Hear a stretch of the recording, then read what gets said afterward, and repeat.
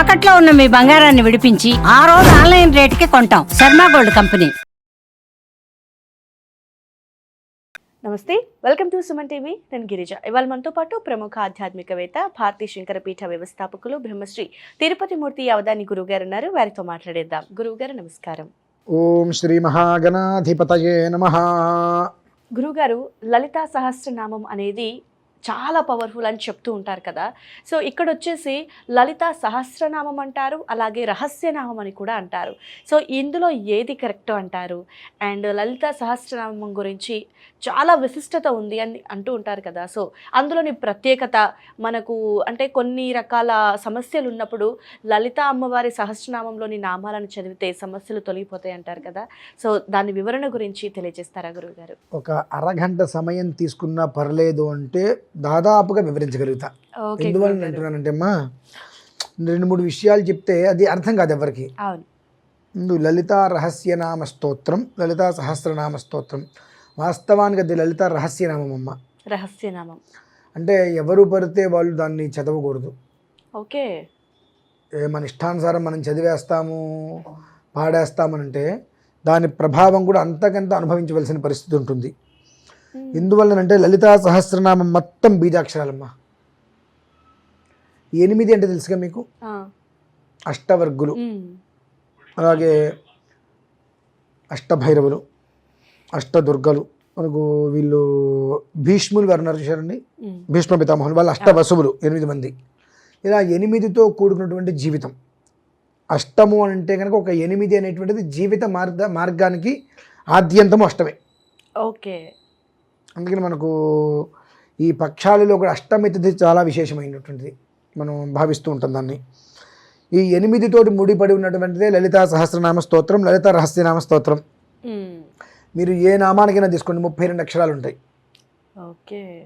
శ్రీమాత శ్రీ మహారాజ్ఞి శ్రీమత్ సింహాసనేశ్వరి చితగ్నికుండ సంభూత దేవకార్య సముద్యత 32 అక్షరాలు. శ్రీమాత శ్రీ మహారాజ్ఞి మొదటిది, అక్కడికి 8 అక్షరాలు. శ్రీమత్ సింహాసనేశ్వరి 8 అక్షరాలు. చిదగ్నికుండ సంభూత 8, దేవకార్య సముద్యత 8. ఆ 8తోటి ముడిపడి ఉన్నది. అష్ట దరిద్రాలని కూడా అమాంతంగా తీసివేసేటువంటిది, అష్ట ఐశ్వర్యాలని అనుగ్రహంగా ఇచ్చేటువంటిది లలితా సహస్రనామం. ఓకే. అయితే ప్రతి నామం కూడా 32 అక్షరాలు. ఇది ఎలా పడితే అలా చదవడానికి కూడా అర్హతలు లేవండి. లలితా సహస్రనామం అనేటువంటిది పూర్వ విధానంగా మనం వెళ్ళాలంటే మనం చదివేస్తున్నాం చెప్పేస్తున్నాం, కానీ అది వినటానికి కూడా మనకు ఒక అర్హత ఉండాలి. అంటే ఇందులో రెస్ట్రిక్షన్స్ ఏమైనా ఉంటాయి? చాలా ఉన్నాయి, ఒకటి కాదు, ఉన్నది మొత్తం రెస్ట్రిక్షన్సే. ఓకే. దానికి ఒక వర్ణన ఉంటుంది, ఒక వృత్తం ఉంటుంది, ఒక పదం ఉంటుంది. అది ఎలా అయితే చెప్పబడి ఉన్నదో అలానే దాన్ని మనం పలకాలి. మన ఇష్టానుసారం నేను పాట పాడుకుంటూ వెళ్తాను అంటే అవ్వదు. ఇప్పుడు శుక్లాంబరధరం విష్ణుం శశివర్ణం చతుర్భుజం అన్నట్టుగా అందులో స్వరాక్షరాలకు కాస్త అటు ఇటు దోషాలు వచ్చినప్పటికీ కూడా ఒక మోస్తరు అనుకోవచ్చు. కానీ లలిత రహస్యం ఎందుకున్నారంటే అమ్మా 5000 పదాలు పైనది. ఆ 5000 పదాలు బీజాక్షరాలమ్మ. బీజాక్షరం కానిది అందులో లేదు, అంత గొప్పది. అటువంటి బీజాక్షరం మనం పలకాలి అంటే మనకి ఎంత అర్హత కావాలి? మన ఇష్టానుసారం మనం పలుకుంటూ వెళ్ళిపోతామేనా? దానికి ఒక నిర్దిష్టత, ఎలా పడితే అలా మనం చెప్పడానికి వీల్లేదు. పూర్ణ దీక్ష ఉంటుందమ్మా, నిత్యా షోడశికారూప అని చెప్పి. పూర్ణ దీక్ష అనేటువంటి పంచదశి షోడశి 15-16 అక్షరాలు. ఆ 16 అక్షరాలకి మూలమే లలితా సహస్రనామ స్తోత్రం, లలితా రహస్యనామం. ఇంకా చెప్పాలంటే 64,000 శక్తిపీఠాలమ్మ మొత్తం. మనకు తెలిసినవి కొన్ని, కానీ మొత్తం 64,000 శక్తిపీఠాలు. ఆ 64,000 శక్తిపీఠాలలో ప్రధానంగా అక్కడ చేసేటువంటి అర్చన లలితా సహస్రనామ స్తోత్రమే. ఎందుకు చేస్తున్నారు? చేసేవాళ్ళు పిచ్చివాళ్ళ? అందులో ఉన్నటువంటి గొప్పతనం అటువంటిది. ఒక్కసారి లలితా సహస్రనామ పారాయణ గురించి మనం తెలుసుకున్నట్లయితే అందులో పుణ్యాన్ని మొత్తం మనం తీసుకుంటాం. కానీ లలితా సహస్రనామం గురించి మనం తెలుసుకోవడానికి ఈ జన్మ మనకు సరిపోదమ్మా, అంత గొప్పది. ఇప్పుడు 5వ శ్లోకం, 4-5 శ్లోకం వస్తుంది. అష్టమి చంద్ర విభ్రాజతలిక స్థల శోభిత ముఖ చంద్రకలంక భమృగ నాభివిశేషక అని వస్తుంది. ఇందాక మనం అష్టమి 8 అని చెప్పుకున్నాం. ఎందుకు చెప్పుకోవాల్సి వచ్చిందంటే శుక్లపక్షం కానీ కృష్ణపక్షం కానీ అష్టమి రోజు నాడు చంద్రుడు ఒకే రకంగా ఉంటాడమ్మా. మామూలుగా అమావాస్యకి అసలు ఉండడు, అమావాస్య ముందుకి. ఓకే. కానీ పౌర్ణమికి ముందు అష్టమి రోజు ఎలా అయితే ఉంటాడో అమావాస్య ముందు అష్టమికి అలానే ఉంటాడు చంద్రుడు. మార్పు జరగదు, అలానే యాజ్ గా ఫోటో తీసుకోండి కావాలంటే. ఓకే. అమ్మవారి యొక్క ముఖం కూడా ఎప్పుడు అలానే ఉంటుంది, ఒకరోజు ఎక్కువగా ఒకరోజు తక్కువగా ఉండదు. నువ్వు ఎంత ఆరాధన చేసినా అమ్మవారి ముఖం అలానే ఉంటుంది. అసలు ఆరాధన చేయకపోయినా ఆడు ముఖం అలానే ఉంటుంది. నిక్షిప్తం జరిగిపోయింది. అది అంత గొప్పది లలితా సహస్రనామం. అందులో ఒక్కొక్క శ్లోకానికి ఒక్కొక్కటి ముడిపడి ఉందమ్మా. వివాహం కావట్లేదు అనుకున్నప్పుడు 40 రోజులు ఇంట్లో కూర్చొని 42 రోజులు పూర్వాంగ ఉత్తరాంగం. కామ్యా కామకళారూప కదంబ కుసుమప్రియ కళ్యాణి జగతి కంద కరుణా రససాగర, ఈ శ్లోకాన్ని కనీసం మాత్రం రోజు 90 సార్లు 42 రోజులు చేసుకోగలిగితే ఊహకందని రీతిలో వివాహం అవుతుంది. అది ఏ దోషమైనా ఉండనియండి, పితృదోషంతో కూడా ఏ దోషమైనా ఉండనియండి, దోషం ఏదైనా ఉండనియండి. కానీ మనకు పుట్టినటువంటి దౌర్భాగ్యమైన లక్షణం ఏంటంటే 42 రోజులు కూర్చొని మనం చెయ్యం. అవసరమైతే ఒక వారం దానికి ఏదైనా పూజ పురస్కారాలు డబ్బులు ఖర్చు పెట్టి చేయించుకుంటాం. అంతేగాని 42 రోజులు మనం కూర్చొని చేయమమ్మా. ఆ లలితా సహస్రనామం అనేటువంటిది ఒక్కసారి పారాయణ చేస్తే అమ్మవారు మన ముందు వచ్చి కూర్చుంటుంది. చెయ్యటంలో ఉంటుంది గొప్పతనం. అవును గురుగారు. ఓ శ్రీమాత శ్రీ మహారాజ్ఞి శ్రీమతి మహేశ్వరి ఎవరక్కడ ఇదగ్ని కొండ సంభూతాదే పాలు చూడండి. ఇంకెందుకు చేయటం దండగా. చేసేటువంటి దాని మీద నీకు భక్తి ఉండాలి.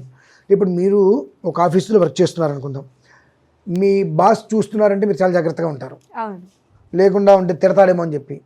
కానీ అటువంటి భయాలు ఉంటాయి. కానీ మనకు పైన భగవంతుడు మనం తప్పు చేస్తే శిక్షిస్తాడేమని మనం ఆలోచించు. ఎక్కడున్నాలే భగవంతుడు కనిపించట్లేడు కాబట్టి తప్పమ్మా. కనిపించట్లేదు అంటే మన కంటికి చూసేటువంటి స్థితి లేదు. ఆ ఒక్క భగవంతుడిని చూసేటువంటి శక్తి మన కన్నులకి లేదు. ఓ పని చేద్దామమ్మా, లైట్లు వెలుగుతున్నాయి కదా, ఒక నిమిషం పాటు లైట్లను చూడగలమా కళ్ళార్పకుండా? చూడలేము. మరి ఈ 20 వాట్సో 40 వాట్సో 50 వాట్సో ఉన్న వాటిల్నే మనం చూడలేకపోతే కంటిన్యూగా ఎక్కడో ఉన్నటువంటి భగవంతుడిని సూర్యుడిని మనం చూడలేకపోతున్నాం, కొన్ని వేల కిలోమీటర్ల దూరంలో ఉంది, చూడలేము. మరి ఆ భగవంతుని మనం ఎలా చూడగలుగుతామమ్మా? చూడలేదు అంటే అది మనలో లోపం ఉంది, ఆయన లేడు అని కాదు కదా. ఇప్పుడు ఇక్కడ కొడతారు, కనిపిస్తుందా? లేదు. నొప్పి తెలుస్తుంది. అది కనిపించలేదు కాబట్టి ఇక్కడ లేదంటే ఒప్పుకుంటారా? ఒప్పుకోము. కాబట్టి ఇదంతా కూడా అనుభవేక వైద్యం అంటారు. అనుభవం మీదే తెలుసుకోవాలి. ఒకళ్ళు చెబితే తెలుసుకునేది ఇంతేనమ్మా. మీకు చెప్తాం 24 గంటలు కూర్చొని చెప్తాం, ఇంతే తెలుసుకుంటారు. వాళ్ళకే వాళ్ళు ఒక్కసారి తీసుకొని ప్రశాంతంగా వేరే ఆలోచన లేకుండా కళ్ళతో చదవండి, నోటితో వద్దు. కళ్ళతోనే. ఎందుకంటే నోటితో చదువుతున్నప్పుడు ఆ ఒక్క ఒత్తులు దృక్పథాలు అన్నీ ఉన్నప్పుడు మనం పలకలేకపోవచ్చు, అపశబ్దాలు వస్తాయి, దోషాలు వస్తాయి. కనుక పేపర్ ఎలా అయితే చదువుతారో అలా చక్కగా కళ్ళతో మనస్సు కళ్ళు పెట్టి చదువుకోండి. అది వేరే దృష్టి లేకుండా ఒక గంట సేపు దాని మీద దృష్టి పెట్టండి. అది అయిపోయేటప్పుడు ఒక మానసిక ప్రశాంతత వస్తుందమ్మా. అంత గొప్పది లలితా సహస్రం. ఇందులో ఒక గొప్ప విషయాన్ని మనం తెలుసుకోవాలి. ఒకసారి లలితా సహస్రనామం చేస్తే వచ్చేటువంటి ఫలితం అంతా ఇంత కాదు. ఒక రోజుకి మహా చేస్తే మనం 5 సార్లు చేయగలుగుతాం, అంతే గురుగారు. అంతకన్నా చేస్తే 8 సార్లు ఏమో చెయ్యగలమేమో అంతే. మేము 1,00,000 కుంకుమార్చనలు చేసినప్పుడు నామాలే కాబట్టి 10 సార్లు చేస్తాం, అంతకు మించి చేయటం కష్టం. ఆ నామాలు నీకన్నా నేను ముందు చదవాలి, హడావిడిగా. ఇప్పుడు 1,00,000 కుంకుమార్చన చేస్తాం. ఐం హ్రీం శ్రీం శ్రీమాత్రే నమః, ఐం హ్రీం శ్రీం శ్రీ మహారాజ్ఞి నమః చేస్తే 40 నిమిషాలు పడుతుంది ఇంచుమించుగా. ఓకే. కానీ మాకు 10 నిమిషాలు 15 నిమిషాలు అయిపోతుంది. ఎంత స్పీడ్ చెప్పాలి? తలా తోక తీసేస్తాం, అక్కడ చేసేందుకు ఉపయోగం లేదు. అవును. అలా చేస్తే ఒక రోజు నాడు 5 సార్లు చేసేదంటే మహా గొప్ప. అటువంటి లలితా సహస్రనామం ఒకరోజు 18 సార్లు చేయడం అంటే ఎంత విషయం అమ్మా? చాలా టైం టేకింగ్ గురుగారు. అది 1,05,408 బీజాక్షరాలు ఒకరోజు పారాయణ చేస్తున్నాం. అంటే ఆ ఒక్క రోజులో 18 సార్లు మనం పారాయణ చేస్తున్నామంటే ఆ ఒక్క ఫలితం ఏ స్థాయిలో జనాలకు ఒక యోగాన్ని ఇస్తుంది, భక్తులందరికీ కూడా భోగభాగ్యాలను ఇస్తుంది అనేటువంటి విషయం మనం గమనించుకోవాలి. ఎందుకంటారంటే ఈ లలితా సహస్రనామం గురించి ప్రతి ఒక్క మనిషికి తెలియజేయాలనేటువంటిది ఒక విధానం ఉంది. అలానే ఒక రోజు నాడు 18 సార్లు లలితా సహస్రనామ పారాయణ చేస్తే, అది చూస్తే, అది వింటే, ఆ విన్న వాళ్ళకి చూసిన వాళ్ళకి అందులో పాల్గొన్న వాళ్ళకి ఎంతటి ఫలితం ఉంటుందనేటువంటి విషయం వాళ్ళు అనుభవిస్తేనే తెలుస్తుందమ్మా. అంతటి గొప్ప విధానాన్ని మనం చేస్తున్నాం ఇప్పుడు. ఓకే గురుగారు. ఎప్పుడు గురుగారు? ఈ నెల 25వ తారీఖు. 25. ఓకే. అంటే లలితా సహస్రనామ పారాయణ అనేటువంటిది ఒక విధానంగా నడుస్తూ ఉంటుంది. ఏ విధానానికి ఏ శ్లోకం చేయాలి, మేము మీకు ప్రతి శ్లోకానికి ఒక్కొక్కటి చెప్తానమ్మా, మీకు ఇబ్బంది లేదు. ప్రతి శ్లోకానికి ఏది వస్తుంది, ఎట్లా, దేనికి ఏ శ్లోకం చేస్తే విడిపోయే దంపతులు కూడా కలుసుకుంటారు. ఇక రేపు ఎల్లుండి డైవర్స్ అనుకున్న వాళ్ళు కూడా అందులో ఒక శ్లోకం ఉంది. ఆ శ్లోకాన్ని నిరంతరంగా కూర్చొని పారాయణ చేయడం మొదలు పెడితే పెండింగ్ పడి మళ్ళీ వాళ్ళ కలుసుకుంటారమ్మా. ప్రతి ఒక్కటి మనిషికి కావాల్సిన జీవితంలో లలితా సహస్రంలో ఉంది. పోయింది అనేటువంటి పదం లేకుండా ఇస్తుందమ్మా. పోతుందేమో అన్న భయాన్ని తీసేస్తుంది. పోదు నాది అనేటువంటి ఒక ధైర్యాన్ని, నమ్మకాన్ని ఇస్తుంది లలితా సహస్రనామం. దాన్నే రహస్యనామ స్తోత్రం అంటారు. ఆ రహస్యనామ స్తోత్రాన్ని 25వ తారీఖు ఏకాదశి, జ్యేష్ఠ నక్షత్రం శనివారం ఇందమ్మా. ఆ రోజు నాడు ఉదయం నుంచి సాయంత్రం వరకు సుమారుగా 14 నుంచి 16 గంటల సమయం కంటిన్యూగా అర్చన చేస్తున్నాం. 18 సార్లు అష్టాదశ శక్తి, ఇందాక మనం అనుకున్నాం 64,000 శక్తిపీఠాలని మనకు కొన్నే తెలుసు అని, మనకు 18 శక్తిపీఠాలు తెలుసు. ఆ 18 శక్తిపీఠాలని అక్కడ ఆవాహన చేసి ఏ శక్తిపీఠానికి ఆ శక్తిపీఠానికి విడివిడిగా లలిత సహస్రనామ పారాయణ చేస్తున్నాం. అక్కడ కూర్చొని నిలబడి ఆ ప్రదేశంలో కూర్చొని కదలకుండా 18 సార్లు లలితా సహస్రనామ పారాయణ చేయటం. అంటే 18 సార్లు లలితా సహస్రనామ పారాయణ చేశామంటే 1,05,406 బీజాక్షరాలమ్మ. ఈ జీవితానికి ఇంతకన్నా ఇంకేం కావాలి? అంతటి యోగం. చెప్పుకుంటూ పోతే 10 రోజుల పాటు కూర్చున్నా ఇంతే మనం చెప్పుకునేది. ఇసుకరైనంత చెప్పుకుంటాం. 10 రోజుల పాటు కంటిన్యూగా లలిత సహస్రనామం మీద మనం చెప్పుకుంటాం. ఇంకా ఎంత ఉంటుంది అంటే ఈ జీవితం సరిపోతుంటానికి కారణం అదేనమ్మా. కొన్ని విషయాలు మనం తెలుసుకోవాలి, తెలుసుకుంటూ ఉపయోగం లేదు. తెలుసుకున్న దాన్ని ఆచరించగలగాలి. కనీసం 100% వద్దు, 30% మొదలుపెట్టు. ఆ మొదలుపెట్టింది నీ మనస్సాక్షికి నీకు తెలిస్తే చాలు. బయట వాళ్ళకి వీళ్ళకి తెలియకల్లా నేను చేస్తున్నాను అని చెప్పి నువ్వు ఇంట్లో మొదలు పెట్టగలిగితే ప్రతిరోజు సంధ్యా సమయం, ఉదయమా సాయంత్రమా ఒక టైం పెట్టుకో. లలితా సహస్రనామం మొత్తం చేయడానికి నాకు శరీరం సహకరించట్లేదండి, ఆఫీస్కి వెళ్ళాలి, ఏదో ఉంది. అష్టమీ చంద్ర విభ్రాజ దళిక స్థలశోభిత ముఖచంద్రక లంకా భమృగ నాభివిశేషక అది కాదండి. ఇంకేదో ఏదన్నా ఉందా? చతుష్షష్టిపచారాధ్యా చతుష్షష్టి కళామయీ మహాచతుష్షష్టి కోటి యోగిని గణసేవిత. ఈ శ్లోకాన్ని చెయ్యి. ఇంకేమన్నా చేస్తానండి? మను విద్య, చంద్ర విద్య, చంద్రమండల మధ్యగా చారు రూప, చారు హాస, చారు చంద్ర కళాధర. ఇంకేదైనా ఉందా అండి అంటే ఇలా చెప్పుకుంటూ పోతే మొత్తం ఉంటాయమ్మా. నిత్యా షోడశికారూప శ్రీకంఠార్థ శరీరని అంటే నిత్య క్లిన్న నిరుపమ నిర్వాణ సుఖదాయిని నిత్యా షోడశికారూప శ్రీకంఠార్థ శరీరిని అని ఉంది. డైవర్స్ తీసుకునేటువంటి స్టేజ్లో ఉన్నారు. పూర్తి విభాగాన్ని ఒకసారి పరిశీలించిన తర్వాత వాళ్ళు కొన్ని ప్రక్రియలు చేస్తూ వాళ్ళు ఈ శ్లోకాన్ని కనుక పారాయణ చేస్తే పోతాయమ్మా. ఆ డైవర్స్ అనే ఆలోచన పోతుంది ఇద్దరిలో కూడా.